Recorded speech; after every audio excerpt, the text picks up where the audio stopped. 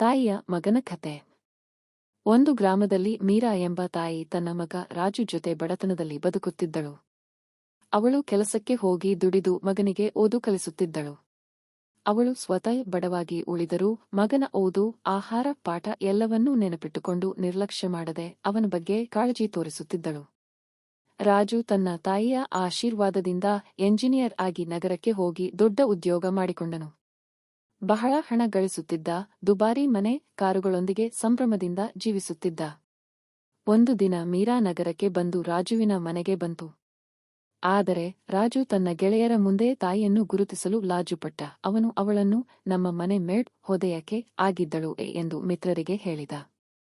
ಆ ಸುದ್ದಿ ವಾಸ್ತವವಾಗಿ ಮಿತ್ರರಿಗೆ ಗೊತ್ತಾದಾಗ ಅವರು ರಾಜುವನ್ನು ಕೇಳಿದರು, ಇವಳು ನಿನ್ನ ತಾಯಿ ಅಂತ ನಮಗೆ ಯಾಕೆ ಬದಲಾಗಿಸಿ ಹೇಳ್ತೀಯಾ? ಅವಳು ನಿನ್ನನ್ನು ಇಲ್ಲಿಯವರೆಗೂ ತಂದವಳು. ರಾಜು ತನ್ನ ತಪ್ಪು ಅರಿತು ಗ್ರಾಮಕ್ಕೆ ಓಡಿದನು. ತಾಯಿಯ ಕಾಲಿಗೆ ಬಿದ್ದು ಕ್ಷಮೆ ಕೇಳಿದನು. ಅಮ್ಮ, ನಾನು ಹೆಮ್ಮೆಗಾಗಿ ನಿನ್ನನ್ನು ತಿರಸ್ಕರಿಸಿದ್ದೆ. ಕ್ಷಮಿಸು ಎಂದು ಅತ್ತುಕೊಂಡನು.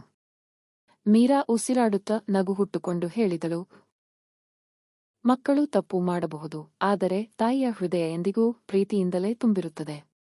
ನೈತಿಕತೆ.